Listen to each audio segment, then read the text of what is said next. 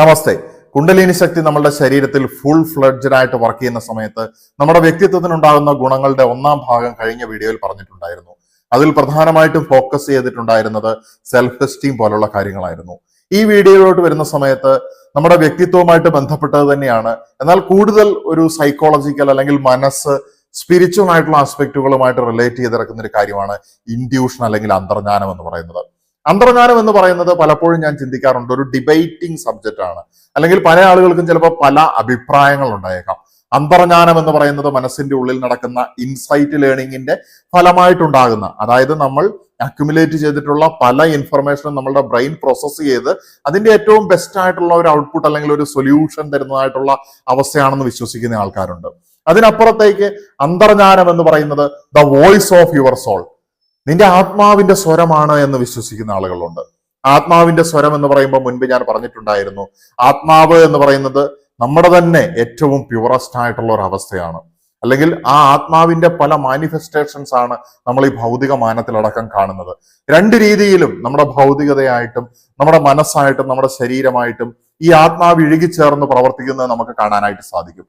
ആത്മാവിന്റെ ഹിതം, ഇൻട്രസ്റ്റ്, അതിന്റെ ആഗ്രഹത്തിന് വിപരീതമായിട്ട് പോകുന്ന സമയത്താണ് നമുക്ക് കർമ്മമേഖലയിൽ തിരിച്ചടികൾ ഉണ്ടാകുന്നത്, അല്ലെങ്കിൽ ഒരിക്കലും രക്ഷപ്പെടാനായിട്ട് സാധിക്കുന്നില്ല എന്ന് തോന്നുന്ന തരത്തിലുള്ള കുഴികളിൽ വീഴുന്നത്.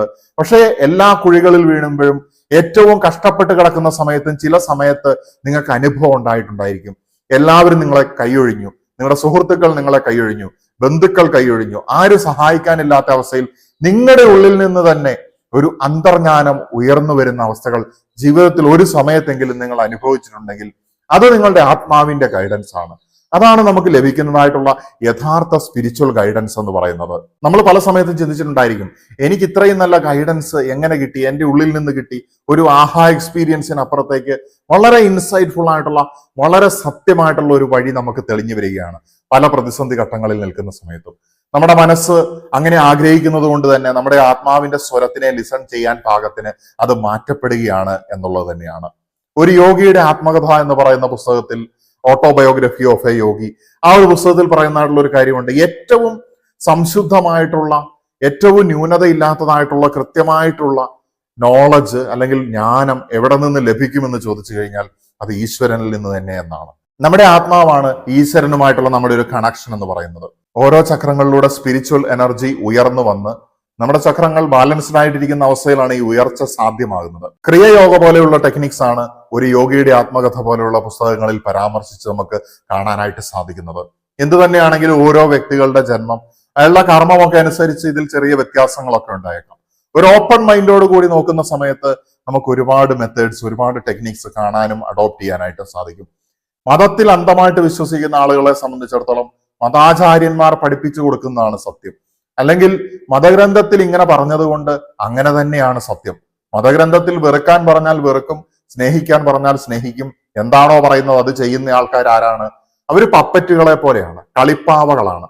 മതഗ്രന്ഥങ്ങളിൽ കലർപ്പില്ല എന്ന് 100% നമുക്ക് എങ്ങനെയാണ് തെളിയിക്കാനായിട്ട് സാധിക്കുക? ഇതേ മതഗ്രന്ഥങ്ങളിൽ തന്നെ ഇതിൽ കലർപ്പില്ല, ഇതിൽ കലർപ്പ് വരുത്തി കഴിഞ്ഞിട്ടുണ്ടെങ്കിൽ അവന്റെ ജീവന്റെ വൃക്ഷം തന്നെ വിച്ഛേദിച്ച് കളയും എന്നുള്ള അവസ്ഥയിലൊക്കെയാണ് പല ഭീഷണി സന്ദേശങ്ങളും നമുക്ക് കാണാനായിട്ട് സാധിക്കുന്നത്.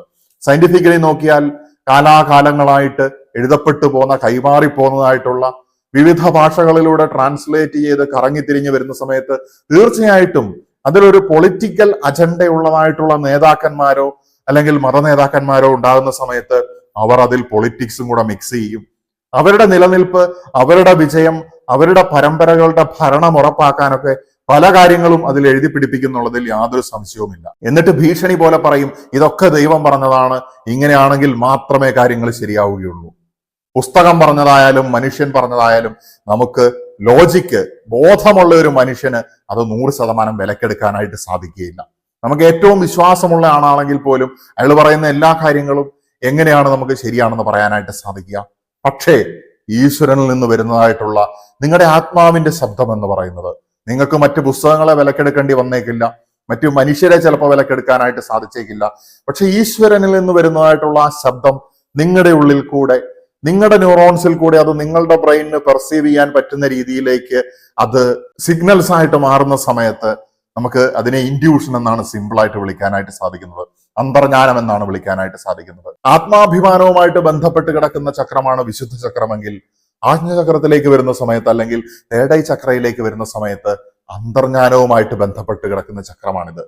വൺസ് നമുക്ക് ഈ ചക്രത്തിന്റെ ഒരു ആക്ടിവേഷൻ നടക്കുന്ന സമയത്ത് പല ആളുകൾക്കും പല രീതിയിലുള്ള ഫീലിങ്ങുകൾ റിപ്പോർട്ട് ചെയ്യാറുണ്ട്.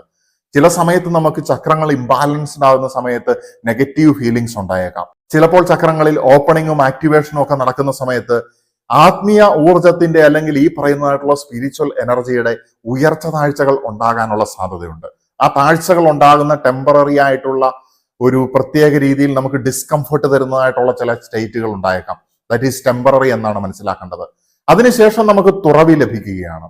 പ്രധാനമായിട്ടും യോഗിയുടെ ആത്മകഥ അല്ലെങ്കിൽ ഓട്ടോബയോഗ്രഫി ഓഫ് എ യോഗി എന്ന് പറയുന്ന പുസ്തകത്തിലൂടെ കടന്നു പോകുന്ന സമയത്ത് അവിടെ മെഡിറ്റേഷനെ വളരെയധികം ഇത്തരത്തിലുള്ള ആത്മീയ ജ്ഞാനങ്ങളെ ഓപ്പൺ ചെയ്യാനായിട്ട് റെക്കമെൻഡ് ചെയ്ത് കാണുന്നുണ്ട്.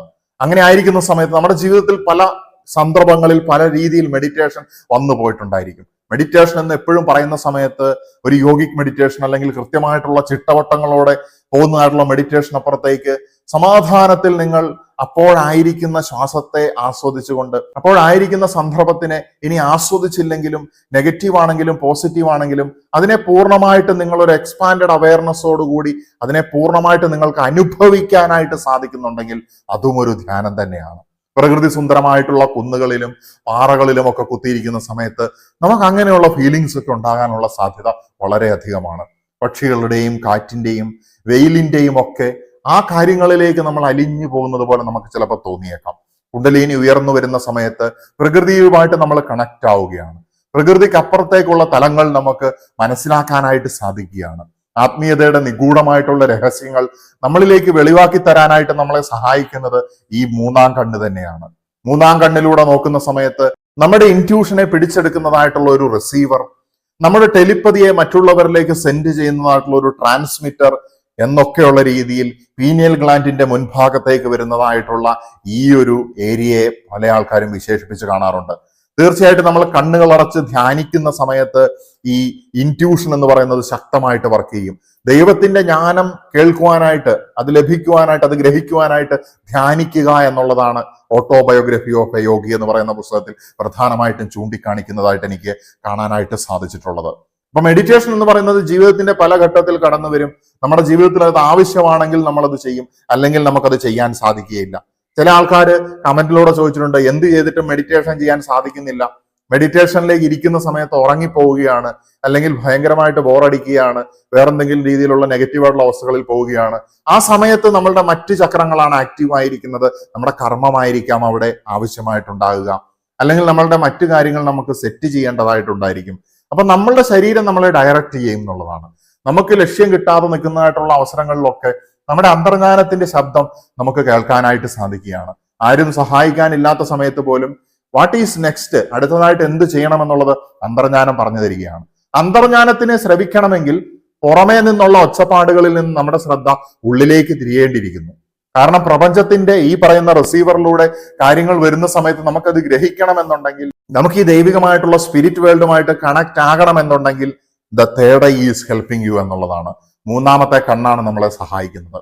മൂന്നാമത്തെ കണ്ണ് അല്ലെങ്കിൽ കുണ്ടലിനി ശക്തിയുടെ അറൈസിങ്ങിലൂടെ മൂന്നാം കണ്ണ് ആക്ടിവേഷൻ നടക്കുന്ന സമയത്ത് നമ്മുടെ അന്തർജ്ഞാനം വളരെയധികം ഷാർപ്പുള്ളതായിട്ട് മാറുകയാണ്. നിങ്ങൾ 1 മാസമോ 2 മാസമോ 3 മാസമോ ഒക്കെ ഒന്ന് മെഡിറ്റേഷൻ ചെയ്തതിന് ശേഷം നിങ്ങളുടെ വ്യക്തിത്വത്തിൽ വരുന്നതായിട്ടുള്ള മാറ്റങ്ങൾ നിങ്ങളെ അത്ഭുതപ്പെടുത്തുന്നതായിരിക്കും. മെഡിറ്റേഷൻ എന്ന് പറയുമ്പോൾ വെറുതെ കണ്ണടച്ച് കുത്തിയിരിക്കുന്നതാണെന്നൊക്കെയാണ് ചില നിരീശ്വരവാദികളൊക്കെ പറയുന്നത്. മെഡിറ്റേഷന്റെ കൃത്യമായിട്ടുള്ള എസൻസ് കിട്ടണമെങ്കിൽ ഒരു മനഃശാസ്ത്രജ്ഞൻ എന്നുള്ള നിലയ്ക്ക് ഞാൻ പറയുകയാണ്, സ്പിരിച്വലി അതിനെ കണക്ട് ചെയ്യുന്ന സമയത്താണ് മെഡിറ്റേഷന്റെ യഥാർത്ഥ എസൻസ് കിട്ടുന്നത്. ആ സമയത്താണ് നമുക്ക് ഈശ്വരനുമായിട്ട് കമ്മ്യൂണിക്കേറ്റ് ചെയ്യാനായിട്ട് സാധിക്കുന്നത്. ആ കമ്മ്യൂണിക്കേഷനിലാണ് നമുക്ക് ശുദ്ധമായിട്ടുള്ള ഉറവ പോലെ ആകുന്നതായിട്ടുള്ള സംശുദ്ധമായിട്ടുള്ള ഈശ്വരനിൽ നിന്നുള്ള ജ്ഞാനം, ഒരു രീതിയിലുള്ള ന്യൂനതകളും ഇല്ലാത്തതായിട്ടുള്ള അറിവുകളും ഒക്കെ നമുക്ക് ലഭിക്കുന്നത്. നമ്മുടെ ജീവിതത്തിനെ കുറിച്ചിട്ടുള്ള അറിവുകളായിരിക്കാം, മറ്റു കാര്യങ്ങളെ കുറിച്ചിട്ടുള്ള കാര്യങ്ങളായിരിക്കാം. ഈ അറിവുകളും ഈ ജ്ഞാനവും ഒക്കെ നമ്മുടെ ബോധമണ്ഡലത്തിനെ വികസിപ്പിക്കുകയാണ്. സോ നമ്മളെന്ന് പറയുന്നത് ഈ ചക്രാ സിസ്റ്റം നമ്മുടെ മനസ്സിൽ തന്നെ, നമ്മുടെ ശരീരത്തിൽ ഓരോ നിറങ്ങളിലായിട്ട് അത് നിലകൊള്ളുന്നത് കണ്ണടച്ചിരുന്നൊന്ന് ഇമാജിൻ ചെയ്ത് നോക്കൂ. നമ്മൾ സാധാരണ രീതിയിൽ ഇരുന്നു കൊണ്ട് നമ്മളൊന്ന് ഇമാജിൻ ചെയ്ത് നോക്കൂ. എൻ്റെ ശരീരത്തിൽ എൻ്റെ ഈ ഭൗതികമായിട്ടുള്ള അവസ്ഥകൾക്ക് അപ്പുറത്തേക്ക് I M A super natural spiritual being എന്നുള്ള രീതിയിൽ ഒന്ന് വിഷ്വലൈസ് ചെയ്ത് നോക്കൂ. ദെൻ നമ്മുടെ ഉള്ളിലെ തന്നെ അൺലിമിറ്റഡ് ആയിട്ടുള്ള പൊട്ടൻഷ്യൽ നമുക്ക് തിരിച്ചറിയാനായിട്ട് സാധിക്കുകയാണ്. തീർച്ചയായിട്ടും ഇത്തരത്തിലുള്ള സ്പിരിച്വൽ പ്രാക്ടീസസ് ജീവിതത്തിന് മെച്ചമാണ് നൽകുന്നത്, ഗുണങ്ങളാണ് നൽകുന്നത്. ഒരു പടിയിൽ നിന്ന് നമുക്ക് അടുത്ത പടിയിലേക്ക് കടന്നു പോകാനുള്ള നമ്മുടെ ജീവിതത്തിന്റെ, നമ്മുടെ ബോധത്തിന്റെ, നമ്മുടെ ജീവിതത്തിൽ എന്തൊക്കെയോ നമ്മൾ നേടി എന്ന് ഉള്ള തോന്നലോടുകൂടി മുന്നോട്ട് പോകാൻ നമ്മളെ സഹായിക്കുകയാണ്. ഇന്നത്തെ ആധുനിക തലമുറയിൽ പല ആൾക്കാരും പല കാര്യങ്ങൾ ചെയ്യുന്നത് കാണുമ്പോൾ വളരെ വിഷമം തോന്നുന്ന വാർത്തകളൊക്കെ നമ്മൾ റീസെന്റ്ലി കണ്ടിട്ടുണ്ട്. ചില യുവാക്കള് ആളെ കൈപിടിച്ച് കാറിൽ വലിച്ചുകൊണ്ട് പോകുന്ന അവസ്ഥയും, അതുപോലെ തന്നെ ആൾക്കൂട്ട വിചാരണകളും, നിഷ്കളങ്കരായിട്ടുള്ള മനുഷ്യനെ, പാവപ്പെട്ടവനെ വേദനിപ്പിച്ച് അല്ലെങ്കിൽ സ്വാധീനവും പണവും ഉള്ളവൻ രക്ഷപ്പെട്ടു പോകുന്ന കാഴ്ചകളും ഒക്കെ നമ്മൾ കണ്ടോണ്ടിരിക്കുകയാണ്. ഇങ്ങനെ ആയിരിക്കുന്ന ഈ ഒരു ലോകത്തിൽ ഇങ്ങനെയൊക്കെ ആളുകൾ പ്രവർത്തിക്കുന്ന സാഹചര്യത്തിൽ അല്ലെങ്കിൽ ഈ ഒരു കാലഘട്ടത്തിൽ ജീവിക്കുമ്പോൾ നിരീക്ഷിച്ചു നോക്കിയിട്ടുണ്ടെങ്കിൽ അറിയാം, ജീവിതത്തിൽ ക്ലേശങ്ങളും കഷ്ടപ്പാടുകളും വന്ന് അതിനെ മറികടക്കുന്ന ആളുകളാണ് കൂടുതൽ പവർഫുൾ ആയിട്ട് മാറുന്നത്. എല്ലാ കാര്യങ്ങൾക്കും വേണ്ടതായിട്ടുള്ള പണം ലഭിച്ചു, ജനിച്ചപ്പോൾ തൊട്ടേ എല്ലാ സൗകര്യങ്ങളും ലഭിച്ചു, ജീവിക്കാനായിട്ട് ഒരു പണിയും എടുക്കണ്ട എന്നുള്ള അവസ്ഥയിൽ ആളുകളെ കൊണ്ടുപോകുന്ന സമയത്ത് ആ മാതാപിതാക്കൾ തന്നെ ഒരു തെറ്റാണ് ചെയ്യുന്നത്. ജീവിതത്തിൽ എന്തെങ്കിലും നേടണം, ഉള്ളതിനെ വർദ്ധിപ്പിക്കണം എന്നുള്ള ഒരു ചിന്ത മാതാപിതാക്കൾ തീർച്ചയായിട്ടും ഇപ്പോഴത്തെ ജനറേഷന് കൊടുക്കേണ്ടതാണ്, റെസ്പോൺസിബിലിറ്റി കൊടുക്കേണ്ടതാണ്. ഈ പറയുന്ന ഭക്ഷണവും യാത്രയും മാത്രമല്ല എൻജോയ്മെന്റ്, അല്ലെങ്കിൽ മറ്റു രീതിയിലുള്ള ബന്ധങ്ങൾ മാത്രമല്ല എൻജോയ്മെന്റ്. എൻജോയ്മെന്റ് എന്ന് പറയുന്നത് നമ്മുടെ ജീവിതത്തിൽ കർമ്മത്തിനെ ചെയ്ത് വിജയിച്ചു പോകുന്ന സമയത്താണ് അതിനർത്ഥം കിട്ടുന്നത് എന്നുള്ള ഇൻസൈറ്റ് പുതിയ ജനറേഷന് നമ്മൾ കൊടുക്കേണ്ടതാണ്. പക്ഷെ ചെവിയുള്ളവൻ മാത്രമേ കേൾക്കുകയുള്ളൂ. ചെവിയുള്ള ആളുകൾക്ക് വേണ്ടിയാണ് നമ്മൾ സംസാരിച്ചു കൊണ്ടിരിക്കുന്നത്. സോ ഇൻഡ്യൂഷൻ ഷാർപ്പാകുന്നതിന്റെ കൂടെ നമുക്ക് ലഭിക്കുന്ന അടുത്തതായിട്ടുള്ള തേടൈ ചക്രവുമായിട്ട് ബന്ധപ്പെട്ടിട്ടുള്ള ഒരു സിദ്ധിയാണ് ഈ പറഞ്ഞ രീതിയിലുള്ള ആളുകളെ ബെറ്ററായിട്ട് മനസ്സിലാക്കാനായിട്ടുള്ള സ്കിൽ എന്ന് പറയുന്നത്. പല രീതിയിലുള്ള ആളുകളെ നമ്മൾ ചുറ്റിനും കണ്ടുകൊണ്ടിരിക്കുകയാണ്. ആരെയാണ് വിശ്വസിക്കാൻ കൊള്ളുക, വിശ്വസിക്കാൻ കൊള്ളാത്തതെന്നൊന്നും നമുക്കറിയില്ല. നമ്മളൊരു മിനിമം ഗ്യാരണ്ടി വെച്ച് അങ്ങ് മുന്നോട്ട് പോവുകയാണ്. കാരണം നമ്മുടെ ജീവിതം മുന്നോട്ട് പോകണമെങ്കിൽ, ജീവിതത്തിലെ ഓരോ നൂലാമാലകൾ കടന്നു പോകണമെങ്കിൽ ആരെയെങ്കിലുമൊക്കെ എന്തെങ്കിലും രീതിയിൽ വിശ്വസിച്ചേ നമുക്ക് ഇന്നത്തെ കാലത്ത് മതിയാകൂ എന്നുള്ളതാണ്. പക്ഷെ അന്തർജ്ഞാനം നല്ല ശക്തമാകുന്ന സമയത്ത് നമുക്ക് ഈസി ആയിട്ട് ആളുകളുടെ സംസാരത്തിന്റെ ടോൺ, ആളുകളുടെ ഫേഷ്യൽ എക്സ്പ്രഷൻസ്, ആളുകളുടെ മുഖത്തെ മൈക്രോ ഇമോഷൻസ്, ഇതിനെയൊക്കെ നമുക്ക് റീഡ് ചെയ്യാനായിട്ട് സാധിക്കുകയാണ്. ഇതിനാദ്യമായിട്ട് നമ്മൾ എന്താകണം? നമ്മുടെ മനസ്സിനെ ഓപ്പൺ ആകണം. നമ്മുടെ ഭൗതികമായിട്ടുള്ള കണ്ണിൽ നിന്ന് കാണുന്ന കാര്യങ്ങളെ അന്തർജ്ഞാനത്തിന്റെ ഉൾക്കണ്ണ് വെച്ചുകൊണ്ട് നമുക്ക് ഗ്രാസ്പ് ചെയ്യാനായിട്ട് സാധിക്കണം, അനലൈസ് ചെയ്യാനായിട്ട് സാധിക്കണം. ഇതിന് നമ്മളെ സഹായിക്കുന്നതും ഇൻഡ്യൂഷനാണ്, നമ്മുടെ മൂന്നാമത്തെ കണ്ണ് തന്നെയാണ്. മറ്റുള്ള ആളുകൾ കാണാത്തതായിട്ടുള്ള കാഴ്ചകൾ കാണാനായിട്ട് നമുക്ക് സാധിക്കുകയാണ്. ആത്മീയ ലോകത്തെ അത്ഭുതകരമായിട്ടുള്ള കാഴ്ചകൾ മാത്രമല്ല, ഭൗതിക ലോകത്തിലെ യാഥാർത്ഥ്യങ്ങളെയും കൂടുതൽ ആഴത്തിൽ തിരിച്ചറിയാനായിട്ട് നമ്മളെ മൂന്നാം കണ്ണ് സഹായിക്കുകയാണ്. അടുത്തതായിട്ടുള്ള കാര്യം എന്ന് പറയുന്നത്, ഭൗതിക ലോകത്തിലെ പ്രസന്റിലുള്ള യാഥാർത്ഥ്യങ്ങൾക്ക് അപ്പുറത്തേക്ക് ഭൗതിക ലോകത്തിനെ കൃത്യമായിട്ട് മനസ്സിലാക്കുന്ന ഒരു വ്യക്തിക്ക് ഫ്യൂച്ചർ കാണാനായിട്ട് സാധിക്കും എന്നുള്ളതാണ്. നമ്മളെ ഒരു ഫ്യൂച്ചറിസ്റ്റിക് വിഷണറി ആക്കി മാറ്റാനായിട്ട് നമ്മുടെ തേർഡ് ഐ സഹായിക്കുകയാണ്. ഭാവിയെ വീക്ഷിക്കാനായിട്ട് സാധിക്കുന്ന ഒരു ദാർശനികനെ സംബന്ധിച്ചിടത്തോളം എന്താണ് നടക്കാൻ പോകുന്നത് എന്നുള്ളത് മുൻകൂട്ടി മനസ്സിലാക്കാനായിട്ട് സാധിക്കുകയാണ്. ജീവിതത്തിലെ ചെറിയ ചെറിയ കാര്യങ്ങൾ മാത്രമല്ല, ലോകത്തിൽ മൊത്തത്തിൽ എന്ത് രീതിയിലുള്ള ട്രാൻസിഷൻസ് ആണ് നടക്കാനായിട്ട് പോകുന്നത്, ഏതൊക്കെ മേഖലകളിൽ എന്തൊക്കെ സംഭവിക്കാൻ സാധ്യതയുണ്ട്, ആളുകളുടെ മൊത്തത്തിലുള്ള സ്വഭാവത്തിൽ എന്തൊക്കെയാണ് സംഭവിക്കാനായിട്ടുള്ള സാധ്യത. ഒരു വിഭാഗം എൻലൈറ്റൻമെന്റിനെ പിന്തുടരാനായിട്ട് അതിതീഷ്ണതയോടുകൂടി ആഗ്രഹിക്കുന്ന സമയത്ത് മറ്റൊരു വിഭാഗം ഭൗതിക ലോകത്തിന്റെ ട്രാപ്പിനുള്ളിൽ പെട്ടുകൊണ്ട് പരസ്പരം പഴിചാരുകയും കുറ്റപ്പെടുത്തുകയും ആക്രമിക്കുകയും ചെയ്യുന്ന അവസ്ഥയാണ് നമുക്കിന്ന് കാണാനായിട്ട് സാധിക്കുന്നത്. അതിന്റെ പ്രധാന കാരണമായിട്ട് മതങ്ങൾ പ്രവർത്തിക്കുന്നു, ലഹരി പ്രവർത്തിക്കുന്നു, രാഷ്ട്രീയം പ്രവർത്തിക്കുന്നു, മറ്റു രീതിയിലുള്ള വിഭാഗീയതകൾ പ്രവർത്തിക്കുന്നു. എവിടെയാണോ വിഭാഗീയത ഉള്ളത്, മനുഷ്യനെ പല രീതിയിൽ കാണാനായിട്ട് എവിടെയാണോ നിങ്ങളെ പഠിപ്പിക്കുന്നത്, അവിടെ പൈശാചികമായിട്ടുള്ള ശക്തി പ്രവർത്തിക്കുന്നു എന്ന് മനസ്സിലാക്കുക. മനുഷ്യനെ അവിശ്വാസിയെന്നോ വിശ്വാസിയെന്നോ അല്ലെങ്കിൽ കുറഞ്ഞവനെന്നോ കൂടിയവനെന്നോ വേർതിരിക്കുന്നുണ്ടെങ്കിൽ അവിടെ ഡിവൈഡ് ആൻഡ് റൂൾ പോളിസിയാണ് വർക്ക് ചെയ്തുകൊണ്ടിരിക്കുന്നത്. മനുഷ്യനെ മനുഷ്യനായിട്ട് കാണാനായിട്ട് സാധിക്കുന്നില്ലെങ്കിൽ തീർച്ചയായിട്ടും അവിടെ ഒരു മനഃശാസ്ത്രപരമായിട്ടുള്ള ചികിത്സ ആവശ്യമാണെന്ന് വിശ്വസിക്കുന്ന ഒരു മനഃശാസ്ത്രജ്ഞനാണ് ഞാൻ. മതത്തിനപ്പുറത്തേക്ക് മനുഷ്യനെ കാണാനായിട്ട് നമ്മളെ സഹായിക്കുകയാണ് മൂന്നാം കണ്ണിന്റെ ഉണർവ് എന്ന് പറയുന്നത്. നിങ്ങൾ ഏത് മതമായിക്കോട്ടെ, ഏത് രീതിയിലുള്ള അവസ്ഥയിലായിക്കോട്ടെ, once the third eye is open, നിങ്ങൾക്ക് മനുഷ്യരെ മനുഷ്യരായിട്ട് കാണാനായിട്ട് സാധിക്കുകയാണ്. ഭാവിയെ കാണാനായിട്ട് സാധിക്കുന്നു, വർത്തമാനകാലത്തിലെ ഭിന്നിപ്പുകളെ കാണാനായിട്ട് സാധിക്കുന്നു. ഒരുമിച്ച് നിന്നുകൊണ്ട് ശോഭനമായിട്ടുള്ള ഒരു ഭാവിക്ക് വേണ്ടി മുന്നേറാൻ അത് നമ്മളെ പ്രേരിപ്പിക്കുകയാണ്. അടുത്തതായിട്ട് എക്സ്ട്രാ സെൻസറി പെർസെപ്ഷൻസ് ആണ്. ഹെയ്റ്റൻഡ് ആയിട്ടുള്ള സ്പിരിച്വൽ അവയർനെസ്, സ്പിരിച്വൽ എക്സ്പീരിയൻസസ്, ആത്മീയ അനുഭവങ്ങൾ നമുക്ക് ഈ ചക്ര ആക്ടിവേഷൻ അല്ലെങ്കിൽ കുണ്ടലിനി റൈസിംഗ് നടക്കുന്ന സമയത്ത് വർദ്ധിക്കുകയാണ്. എസ്പെഷ്യലി തേടയിലേക്ക് എത്തുന്ന സമയത്ത്. ഒരു യോഗിയുടെ ആത്മകഥ എന്ന് പറയുന്ന പുസ്തകത്തിലൂടെ കടന്നു പോകുന്ന സമയത്ത് നമുക്ക് മനസ്സിലാക്കാനായിട്ട് സാധിക്കും, ശ്രീ പരമഹംസ യോഗാനന്ദ അദ്ദേഹത്തിന് ഒരുപാട് സ്പിരിച്വൽ എക്സ്പീരിയൻസസ് ജീവിതത്തിലുടനീളം ഉണ്ടാവുകയാണ്. ചെറിയ സംഭവങ്ങളിൽ പോലും അതിന്റെ പിന്നിലുള്ള ആത്മീയമായിട്ടുള്ള അവസ്ഥകളെ, പാറ്റേൺസ് റെക്കഗ്നൈസ് ചെയ്യാനായിട്ട് അദ്ദേഹത്തിന് വളരെ അതിശക്തമായിട്ടുള്ള ഒരു എബിലിറ്റി ഉള്ളതായിട്ട് നമുക്ക് കാണാനായിട്ട് സാധിക്കും. അതൊരു ജന്മമാണ്. അതുപോലെ ഒരുപാട് ജന്മങ്ങളുണ്ട്. അറിഞ്ഞതും അറിയാത്തതുമായിട്ട് ആത്മീയതയുടെ അത്ഭുത ലോകത്തൂടെ കടന്നുപോയിട്ടുള്ള വ്യക്തികൾ. അവരാരും മനുഷ്യനെ വേർതിരിക്കാതെ മുന്നോട്ട് പോയിക്കൊണ്ടിരിക്കുകയാണ്. യോഗിയുടെ ആത്മകഥയെക്കുറിച്ച് വീണ്ടും വീണ്ടും പറയുന്ന അവസരത്തിൽ ഒരു കാര്യം ഓർമ്മിപ്പിക്കുകയാണ്. ഈ ഒരു പുസ്തകത്തിലൂടെ കടന്നു പോകുന്ന സമയത്ത്, ആദ്യ സമയത്ത് അത് വായിക്കുന്ന സമയത്ത് നമുക്ക് ചിലപ്പോൾ അതിന്റെ ആ ലാംഗ്വേജുമായിട്ട് ഗ്രാസ്പ് ചെയ്ത് പോകാനായിട്ട് സാധിച്ചു കൊള്ളണമെന്നില്ല. ഒന്നാമത്തെ അധ്യായം അല്ലെങ്കിൽ തുടക്കത്തിലെ ഏതാനും പേജുകൾ കുറച്ച് വായിച്ചതിന് ശേഷം അത് മനസ്സിലാകാത്ത പക്ഷം ഒന്നും കൂടി വായിക്കുന്ന സമയത്താണ് നമുക്ക് ആഴത്തിൽ, എത്രമാത്രം ആഴത്തിലാണ് അതിലെ ഭക്തിയും ആത്മീയതയും കിടക്കുന്നത് എന്നുള്ളത് മനസ്സിലാവുകയുള്ളൂ. ഒരു യൂണിവേഴ്സൽ അല്ലെങ്കിൽ ഗ്ലോബൽ പെർസ്പെക്റ്റീവിൽ നിന്നുകൊണ്ട് നമുക്ക് ഹിന്ദുസത്തിനെ നോക്കിക്കാണാനും കുണ്ടലിനി ശക്തിയെ പോലെയും അന്തർജ്ഞാനത്തെ പോലെയും ക്രിയയോഗയെ പോലെയുമുള്ള വളരെ കോംപ്ലിക്കേറ്റഡ് ആയിട്ടുള്ള കൺസെപ്റ്റുകൾ അതിൻ്റെ ഉള്ളിൽ ജീവിക്കുന്ന ഒരു മനുഷ്യൻ എങ്ങനെയാണ് അനുഭവപ്പെടുന്നത് എന്നുള്ളത് നമുക്ക് പെട്ടെന്ന് അങ്ങ് ഗ്രാസ്പ് ചെയ്യാൻ സാധിക്കില്ല. അതുകൊണ്ടാണ് ഈ രണ്ടാമത്തെ വായന ആവശ്യമായിട്ട് വരുന്നത്. അങ്ങനെ ആകുന്ന സമയത്ത് വൺസ് നമുക്കതിന്റെ ട്രാക്ക് മനസ്സിലായിട്ടുണ്ടെങ്കിൽ എത്ര ആഴത്തിലാണ് ഈ കാര്യങ്ങൾ നടക്കുന്നത് എന്നുള്ളത് മനസ്സിലാവുകയാണ്. നമ്മുടെ മനസ്സിൽ ഒരുപാട് ചിന്തകൾ സമ്മാനിച്ച് കടന്നു പോവുകയാണ്. ഈ പുസ്തകം നിങ്ങൾക്ക് വായിക്കാനായിട്ട് താല്പര്യമുണ്ടെങ്കിൽ ഇതിന്റെ മലയാള പതിപ്പിന്റെ ലിങ്ക് ഞാൻ വീഡിയോയുടെ ഡിസ്ക്രിപ്ഷനിൽ ചേർക്കുന്നുമുണ്ട്. എന്തുകൊണ്ടാണ് എന്ന് വെച്ച് കഴിഞ്ഞിട്ടുണ്ടെങ്കിൽ നമ്മുടെ ഇത്തരത്തിലുള്ള കാര്യങ്ങൾ പ്രാക്ടിക്കലി ഒരു മനുഷ്യൻ എക്സ്പീരിയൻസ് ചെയ്യുന്നത് എങ്ങനെയാണ് എന്നുള്ളത് നമുക്ക് മനസ്സിലാക്കാനായിട്ട് സാധിക്കുകയാണ്.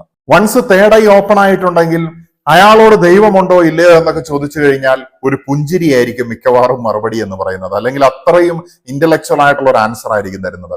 വളരെ ചുരുങ്ങിയ ഉത്തരം ഒരുപാട് കാലം ആലോചിക്കാനുണ്ടായിരിക്കും. ബിക്കോസ് അവര് കണ്ടു കഴിഞ്ഞു, മറ്റുള്ളവര് കാണാത്തതായിട്ടുള്ള ആത്മീയ ലോകത്തിലേക്ക് അവർക്ക് തുറവി ലഭിച്ചിരിക്കുന്നു, അവർക്ക് കണക്ഷൻ ലഭിച്ചിരിക്കുന്നു. എങ്ങനെയാണ് ദൈവം പ്രവർത്തിക്കുന്നത് എന്നുള്ളത്, എങ്ങനെയാണ് മനുഷ്യനിലൂടെ ആത്മീയ ഊർജം പ്രവർത്തിക്കുന്നത് എന്നുള്ളത്, മനുഷ്യന്റെ കേവലം കാണുന്നതായിട്ടുള്ള ഈ ഭൗതിക ശരീരത്തിനപ്പുറത്തേക്കുള്ള സ്പിരിച്വൽ ഡയമെൻഷൻസിൽ എങ്ങനെയാണ് നമ്മൾ പ്രവർത്തിക്കുന്നത് എന്നൊക്കെ ഉള്ളത് അവർക്ക് മനസ്സിലായി എന്നുള്ളതാണ്. നമ്മുടെ മനസ്സിനെ ഫാസിനേറ്റ് ചെയ്യുന്നതായിട്ടുള്ള സിനിമകളിലും മറ്റും അല്ലെങ്കിൽ ഫിക്ഷൻ വായിക്കുന്ന സമയത്ത് നമ്മൾ കാണുന്നതായിട്ടുള്ള കാര്യങ്ങൾക്കപ്പുറത്തേക്ക് ആത്മീയ ലോകം എന്ന് പറയുന്നത് deeper understanding of our life എന്നുള്ളതാണ്. ആത്മീയതയിലൂടെ ആഴത്തിൽ പോകുന്ന വ്യക്തിയെ സംബന്ധിച്ചിടത്തോളം ഭൗതികതയെക്കുറിച്ചും അവർക്ക് ആഴത്തിൽ അവയർനെസ് ഉണ്ടാകും എന്നുള്ളതാണ്. അതുകൊണ്ടാണ് ക്രിയയോഗയെ പറ്റിയും മറ്റു കാര്യങ്ങളെ കുറിച്ചും ഒക്കെ പറയുന്ന സമയത്ത് ഈ പുസ്തകത്തിൽ മാത്രമല്ല പ്രാചീനമായിട്ടുള്ള പല ടെക്സ്റ്റുകളിലൂടെയും കടന്നു പോകുന്ന സമയത്ത് അണുവിന്റെ ലെവലിൽ തന്നെ വിശദീകരിക്കുന്നത് നമുക്ക് കാണാനായിട്ട് സാധിക്കുന്നത്. ഓരോ അണുവിനെയും എങ്ങനെയാണ് അനുഭവിക്കുന്നത് എന്നുള്ളത് പറയാനായിട്ട് അവർക്ക് സാധിക്കുന്നത്. ഓരോ അണുവിലൂടെയും ദൈവത്തിന്റെ സന്തോഷം എങ്ങനെയാണ് കടന്നു പോകുന്നത് എന്നുള്ളത് അനുഭവിക്കാനും അത് മറ്റുള്ളവർക്ക് വേണ്ടി പറഞ്ഞു കൊടുക്കാനായിട്ട് ശ്രമിക്കാനും അവർക്ക് സാധിക്കുന്നത്. എന്ന് വെച്ച് കഴിഞ്ഞിട്ടുണ്ടെങ്കിൽ ഏതെങ്കിലും ഒരു സമാധി അവസ്ഥയിലേക്ക് എല്ലാവരും പോകണമെന്നുള്ള ഉട്ടോപ്യൻ ചിന്തയല്ല ഞാൻ പറയുന്നത്. മതങ്ങളിലും ഉണ്ട് ചില ഉട്ടോപ്യൻ ചിന്തകൾ. പല സെമിറ്റിക് റിലീജിയൻസും മനുഷ്യനെ ഏറ്റവും പെർഫെക്റ്റ് ആയിട്ടുള്ള ഒരു അവസ്ഥയിലേക്ക് എത്തണം എന്നുള്ള രീതിയിൽ പഠിപ്പിച്ചിട്ട് ഇങ്ങനെ എത്താൻ സാധിക്കാതെ വരുന്ന സമയത്ത് മനുഷ്യനൊരു കുറ്റബോധം ഉണ്ടാവുകയാണ്. മനുഷ്യൻ വീണ്ടും ഫ്രസ്ട്രേറ്റഡ് ആവുകയാണ്. ഞാൻ പാപം ചെയ്തു പോയല്ലോ എന്നുള്ള ആ പാപഭാരം എന്റെ തലയിലേക്ക് വെച്ച് തരികയാണ്. ആത്മീയതയിലൂടെ കടന്നു പോകുന്ന സമയത്ത് ശരിക്കും പറഞ്ഞിട്ടുണ്ടെങ്കിൽ ഭഗവാൻ കൃഷ്ണൻ ഒരിക്കൽ സൂചിപ്പിച്ചിരിക്കുന്നത് പോലെ നിങ്ങളുടെ തലയിലേക്ക് ഭാരം എടുത്ത് വെച്ചു തരാനല്ല ഞാൻ വന്നിരിക്കുന്നത്, ഭാരം ഇറക്കാനാണ്. ആത്മീയതയുടെ സന്ദേശം വലിയൊരു സന്ദേശമാണത്. നമ്മുടെ ഭാരം ഇറക്കുന്നതാണ് യഥാർത്ഥത്തിൽ ആത്മീയത എന്ന് പറയുന്നത്. നമ്മുടെ കർമ്മം എന്ന് പറയുന്നത് എന്തെങ്കിലും രീതിയിലുള്ള ഭാരം എടുത്ത് വെച്ചു തരികയല്ല. യേശുക്രിസ്തു പറഞ്ഞിരിക്കുന്ന വാക്കുകൾ നമ്മൾക്ക് ഇവിടെ ഓർക്കാം. അതായത് എന്റെ വഴി എന്ന് പറയുന്നത് അല്ലെങ്കിൽ എന്റെ ഈ മുഖം എന്ന് പറയുന്നത് വളരെ ചുമക്കാൻ എളുപ്പമുള്ളതാണ്, ഭാരം കുറഞ്ഞതാണ്. സോ വെയിറ്റ്ലെസ് ആയിട്ടുള്ള ഒരു അവസ്ഥ എന്ന് പറയുന്ന സമയത്ത്, നമ്മുടെ ആത്മീയ ഊർജങ്ങളുടെ ഉണർവിൽ നമ്മൾ നിൽക്കുന്ന സമയത്ത് കർമ്മം നമുക്ക് ആസ്വാദ്യകരമായിട്ട് മാറുകയാണ്. നമ്മൾ കർമ്മത്തിനെ ഒരു ജോലിയായിട്ട് കാണുമ്പോഴാണ് പ്രശ്നം. അതിനെ നമ്മുടെ ജീവിതമായിട്ട് കാണുന്ന സമയത്ത് ആസ്വദിച്ചുകൊണ്ട് നമുക്ക് ചെയ്യാനായിട്ട് സാധിക്കുകയാണ്. നമ്മുടെ കർമ്മ മേഖലയിലാണ് നമ്മൾ ശരിയായ പാതയിലാണ് പോകുന്നതെങ്കിൽ നമ്മുടെ കർമ്മത്തിനെ നമുക്ക് ആസ്വദിച്ച് ചെയ്യാനായിട്ട് സാധിക്കുകയാണ്. എന്റെ പല വീഡിയോകളും ചിലപ്പോൾ കുറച്ച് നീളമൊക്കെ കൂടി പോകുന്ന സമയത്ത് നിങ്ങളിൽ ചില ആളുകൾ ആവശ്യപ്പെടാറുണ്ട് കുറച്ച് ലെങ്ത് കുറയ്ക്കണമെന്നുള്ളത്. കാരണം ഞാൻ ആസ്വദിച്ച് സംസാരിച്ചു കൊണ്ടിരിക്കുകയാണ്. എനിക്ക് കിട്ടുന്നതായിട്ടുള്ള വെളിച്ചങ്ങൾ ഞാനിങ്ങനെ പറഞ്ഞുകൊണ്ടിരിക്കുന്ന സമയത്ത് ചിലപ്പോൾ ഞാൻ സമയത്തിനെ മറന്നു പോവുകയാണ്. ഗൗതമ സിദ്ധാർത്ഥ ബുദ്ധൻ പറഞ്ഞിരിക്കുന്ന ഒരു കാര്യവും കൂടി ഇവിടെ പരാമർശിക്കാൻ ആഗ്രഹിക്കുന്നതാണ്. നിങ്ങൾക്ക് സമയമുണ്ട് എന്ന് കരുതുന്നതാണ് നിങ്ങളുടെ ഏറ്റവും വലിയ തെറ്റ്. ടൈം എന്ന് പറയുന്നത് മനുഷ്യനിർമ്മിതമായിട്ടുള്ള ഒരു അവസ്ഥയാണ്. സമയത്തിനപ്പുറം നമ്മൾ കാര്യങ്ങളെ മനസ്സിലാക്കുന്ന സമയത്ത് നമുക്ക് ഭൂതവും ഭാവിയും ഇല്ല, ഓൺലി പ്രസന്റ് മാത്രമേ ഉള്ളൂ. ദൈവത്തിനെ സംബന്ധിച്ചിടത്തോളം അതാണ് ഏറ്റവും പരിപൂർണമായിട്ടുള്ള ഒരു അവസ്ഥ എന്ന് പറയുന്നത്. ദൈവികമായിട്ടുള്ള ഊർജത്തിലൂടെ ദൈവവുമായിട്ട് കണക്ട് ആകുന്ന സമയത്ത് നമ്മളും ഉയർത്തപ്പെടുകയാണ്, നമ്മളും അസെൻഷൻ പ്രാപിക്കുകയാണ്, നമ്മൾക്കും ഈ പറഞ്ഞ പോലെ സ്വർഗീയ ആരോഹണം ഉണ്ടാവുകയാണ്. അങ്ങനെ ആയിരിക്കുന്ന സമയത്ത് നമുക്ക് ഈ സ്വർഗീയ ആരോഹണത്തിലൂടെ, സ്പിരിച്വൽ അസെൻഷനിലൂടെ അല്ലെങ്കിൽ അവേക്കനിങ്ങിലൂടെ നമുക്ക് ഭാരമില്ലാതെ നമ്മുടെ ജീവിതത്തിൽ ഈഗോ എന്ന് പറയുന്ന ഭാരം എടുത്ത് മാറ്റിക്കൊണ്ട് നമ്മുടെ കർമ്മം നല്ല രീതിയിൽ ചെയ്തുകൊണ്ട് നമുക്ക് ലൈറ്റ് ബീയിങ്സ് ആയിട്ട് നമ്മുടെ കർമ്മത്തിലൂടെ നമുക്ക് മറ്റുള്ളവർക്ക് പ്രകാശം കൊടുത്തുകൊണ്ട് ലോകത്തിനെ നല്ല രീതിയിൽ ബിൽഡ് ചെയ്യാനായിട്ട് സാധിക്കട്ടെ എന്ന് പ്രത്യാശിക്കാം. അതുപോലെ തന്നെ ഇന്നത്തെ വർത്തമാന സാഹചര്യം എന്ന് പറയുന്നത് ഒരുപാട് കെയോട്ടിക് ആയിട്ടുള്ള അവസ്ഥകളിലൂടെയാണ് കടന്നു പോകുന്നത്. പ്രത്യേകിച്ച് യുവതലമുറ ഭക്തന്മാരാകണമെന്നല്ല ഞാൻ പറയുന്നത്, സ്പിരിച്വൽ ആകണമെന്നാണ് പറയുന്നത്. ആത്മീയമായിട്ടുള്ള വീക്ഷണത്തിലൂടെ നിങ്ങൾക്ക് ലോകത്തിനെ വീക്ഷിക്കാനായിട്ട് സാധിക്കുന്നില്ലെങ്കിൽ അത് വലിയൊരു കുറവായിട്ട് മാറുമെന്നുള്ളത് ഏതാനും വർഷങ്ങൾക്ക് ശേഷം നമുക്ക് മനസ്സിലാകും. ഈ ഭൗതികമായിട്ടുള്ള ലോകത്തിനപ്പുറത്തേക്ക് ആത്മീയതയിലൂടെ ഉയരങ്ങളിലേക്ക് പോകാനായിട്ട് നമുക്ക് എല്ലാവർക്കും സാധിക്കേണ്ടതുണ്ട്. അങ്ങനെ ആയിരിക്കുന്ന സമയത്താണ് നമ്മുടെ ഭൂമി ഒരു സ്വർഗമായിട്ട് മാറുന്നത്. തീർച്ചയായിട്ടും നമുക്ക് കൂടുതൽ വിശദമായിട്ട് വരാനിരിക്കുന്ന വീഡിയോകളിൽ കാണാം. ഞാൻ അധികം ദീർഘിപ്പിക്കാതെ നിർത്തുകയാണ്. നമസ്തേ.